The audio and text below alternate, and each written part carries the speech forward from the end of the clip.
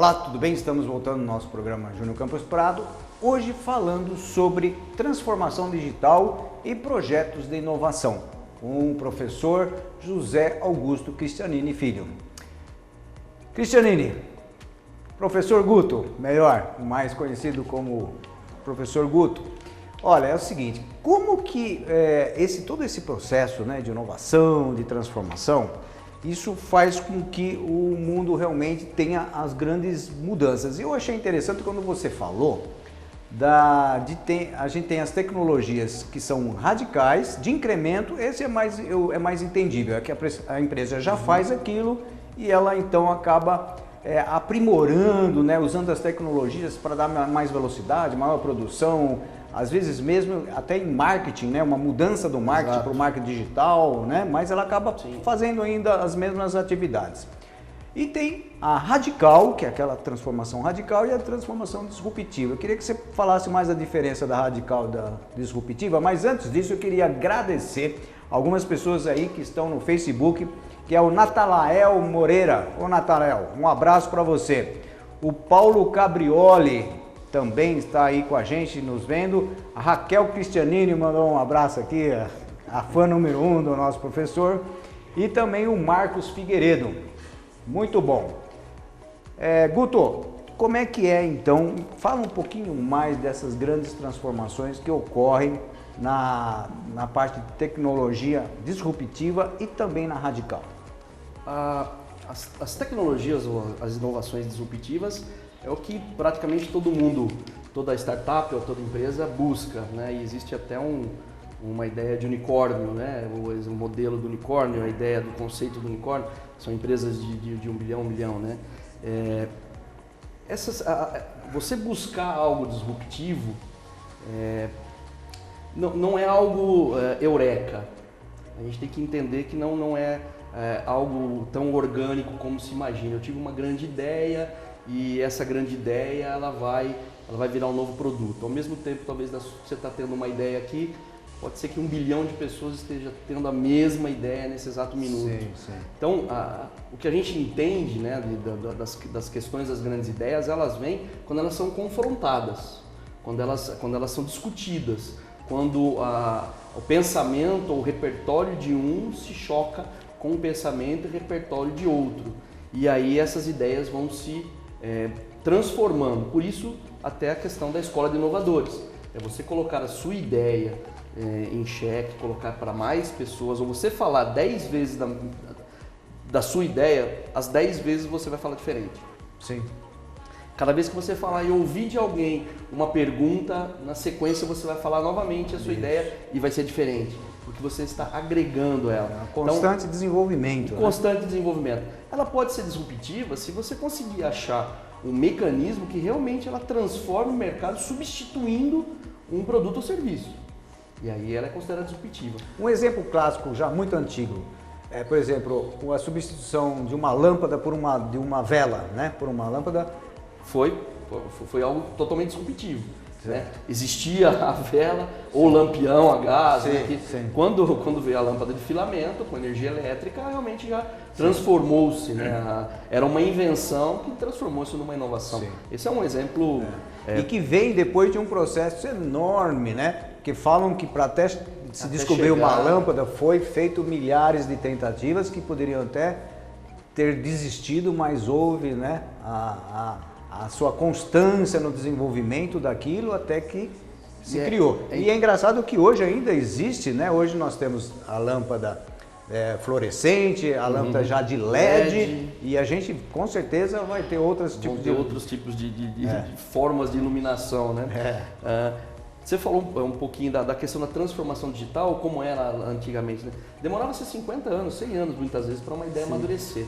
E por que ela amadurece mais rápido hoje? Por que ela é colocada mais rápido hoje? Justamente por conta da transformação digital, por conta da possibilidade da comunicação. A gente consegue trocar informações, ou ter ideias, ou pesquisar informações de profissionais, de professores, de cientistas no mundo todo. Então isso faz com que a gente aumente o nosso repertório, a gente consiga projetar melhor a nossa ideia, dar melhor sustentação à inovação, né, errando menos talvez. né? Colocando o produto no mercado, errando menos. Mas tudo isso leva você a realmente desenvolver. Colocar um produto, uma inovação no mercado, não é só uma ideia, não é um eureka, você realmente tem que fazer com que ele valha algo, ele tem que ter valor, e aí sim ele é considerado inovação. As empresas têm desenvolvido vários projetos de inovação, às vezes a inovação dentro da empresa é uma inovação de processo. A gente falou talvez incremental, mas ela pode ser radical dentro da organização. Um processo que era feito de uma certa forma, ele pode ser industrial, na indústria, na área industrial. Com a própria automação, ela pode ser completamente modificada.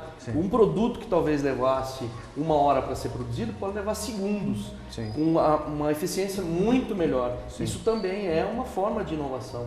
E muitas indústrias estão buscando, existe um novo conceito, que é a internet das coisas, que está fazendo com que a gente passe a olhar a forma de se conversar com os dispositivos de maneira diferente. Eu vou conseguir acender a luz de casa batendo palma, vou conseguir ligar um ar-condicionado uma meia hora antes de chegar em casa, usando aplicativo, usando essas novas formas de comunicação. Há muita coisa a se evoluir. Essa transformação digital, na verdade, ela está muito no início ainda, na minha concepção. Existem sim projetos fantásticos em N formas de processamento, inclusive processamento quântico agora, para acelerar a questão do tratamento dos dados, Big Data. Existem N conceitos que estão surgindo, que estão se fortalecendo no mercado, são precursores da inovação e vão, obviamente, fazer com que todos os profissionais, que a nossa área de tecnologia e outras áreas olhem isso de outra forma, uma nova forma de fazer o que vem sendo feito até hoje. Sim. Isso é até bastante interessante, isso como você falou, a nova forma, que muita inovação a gente percebe que sai de alguma outra inovação, ou seja, por isso também que é uma aceleração, né? Essa comunicação realmente a nível mundial, global, através dessa facilidade hoje, existe realmente uma inteligência que no mundo sempre existiu. Às vezes existia alguém inventando algo na América, que ao mesmo tempo na Europa, e mais antigamente na própria Europa, e na França, na Inglaterra, eles estavam sem comunicação e criando algo parecido. Algo parecido, sim. Né? Então existe isso, mas hoje existe muito mais do que isso, que é realmente a comunicação, a facilidade do contato através da internet, com os conhecimentos que fazem com que a gente, vamos dizer, some. Então a gente já parte de um degrau, né, acima, sim. Devido a já um aproveitamento, vamos dizer. Já rompeu-se várias barreiras, está partindo de um pressuposto, esse pressuposto faz com que você evolua e avance muito. Né? Um grande exemplo é a inteligência artificial. Hoje, se nós formos colocar, ele não tem o dado exato, mas 70%, 80% dos atendimentos pela internet são feitos por robôs, são feitos por chatbots. Então você acredita que é uma outra pessoa conversando com você e na verdade são robôs que estão programados a responder. E mesmo esses robôs já fazem algumas outras tarefas, como você falou do meio jurídico, né? Ainda existe muita polêmica em tudo isso, até porque as decisões têm que ser do ser humano, não tem outra forma. A gente tem alguns papers que a gente vem estudando. O Watson, que é o computador da IBM, ele está totalmente preparado para fazer um diagnóstico médico. Totalmente, é só passar quais são os sintomas, área e algumas informações de exames, ele consegue fazer um diagnóstico muito preciso, só que ele não consegue afirmar. Existe a necessidade do médico avaliar e realmente confirmar aquilo. Só que ele dá uma nova ideia, ele vem nesse primeiro patamar que você falou. Tudo que precisava fazer até chegar naquele primeiro ponto, até certo ponto foi feito. E agora pode-se realmente confirmar um diagnóstico. Por isso que o ser humano precisa estar preparado para poder interpretar já esse avanço, né, de tecnologia, que são mais dados que vão levar a uma conclusão muito mais certa, né, assertiva, no sentido que você tem mais dados que são trabalhados de uma forma rápida, através de digital, né, da tecnologia, de softwares e que são, né, desenvolvidos por pessoas também, então quer dizer, claro, as pessoas sempre vão estar estão integradas, ela só vai estar realmente mudando a maneira de estar enxergando, né, como trabalhar com essas coisas, né? E realmente, e essas inovações que surgem diante de outras inovações é bastante interessante, porque a gente abre o mercado para novas profissões, como a gente estava falando, né?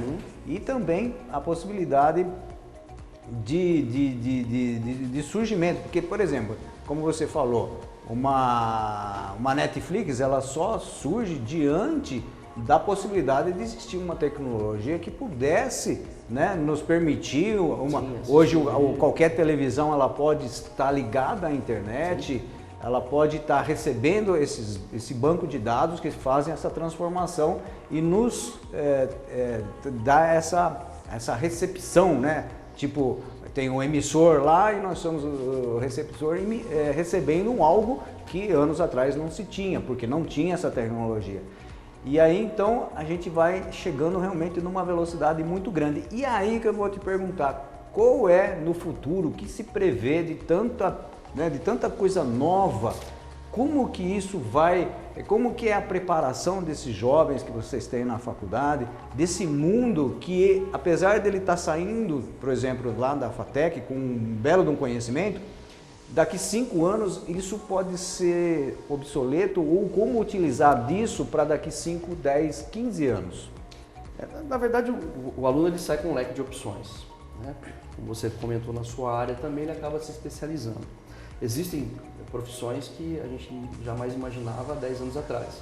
Uma delas é o cientista de dados. E é um profissional da área de estatística e matemática. Ele não é de tecnologia. Ele vem da área de estatística, só que ele precisa entender de tecnologia. Há uma convergência. Se eu sou de tecnologia e gosto muito da área de lógica, matemática, eu posso até convergir para a ciência de dados. Mas existe o minerador de dados, existem diversas outras profissões que vão estar surgindo. O jovem, o que ele deve fazer é realmente estar antenado. A ideia de deixar que o conhecimento venha até mim, esquece, nunca foi assim e não será. Na verdade, eu preciso buscar esse conhecimento, buscar aperfeiçoar, buscar as empresas de ponta que estão desenvolvendo essa tecnologia, buscar as informações em fontes seguras do desenvolvimento dessas novas tecnologias. A gente falou um pouquinho de educação e o que vai transformar a educação é a realidade aumentada. A gente tinha realidade virtual, mas aumentada é muito mais avançada, a ponto de eu colocar um óculos aqui, ver um ambiente, eu poder pegar uma célula e desmontar uma célula, eu entrar no corpo humano e fazer uma viagem por dentro dos vasos sanguíneos até o coração. Então a realidade aumentada e a virtual vão possibilitar isso de forma muito ampla. Já existe, né? Ela não chegou ainda até nossas escolas do jeito que a gente gostaria, do jeito que nós gostaríamos que o nosso aluno tivesse todo esse tipo de informação. Mas essas novas tecnologias vão contribuir para esse aprendizado mais próximo da transformação digital. E é nisso que nós estamos apostando de alguma forma. Então o aluno ele vai ter que sair sabendo um pouco mais dessas tecnologias, de como buscar as informações nesse leque de opções para ele se manter atualizado. A pós-graduação que ele vai fazer, o estudo técnico que ele vai fazer acerca de uma metodologia ou de um conceito, de uma ferramenta em tecnologia, ele vai buscar em função da profissão ou do mercado que ele se colocar. Que bom, Guto. Infelizmente nós terminamos o nosso tempo, nós vamos ter que terminar, mas gostei muito dessa tecnologia aumentada, que realmente aí eu acho que se expande a qualquer coisa, no sentido que a gente começa a enxergar muita coisa que nós não enxergávamos devido justamente a você conseguir penetrar, né, em lugares que nunca foi visto, né? Então, de repente, com uma outra visão do mundo, com uma outra visão de detalhes, a gente começa a pensar em novas coisas, inovações realmente, que é o assunto muito bem colocado por você. Eu agradeço e que a gente possa ter um próximo programa, porque tem muito assunto ainda para a gente falar, né, Guto? Obrigado, estou à disposição. Quando for necessário, só me chamar, estou à disposição. Ok, e até um próximo programa, Júnior Campos Prado.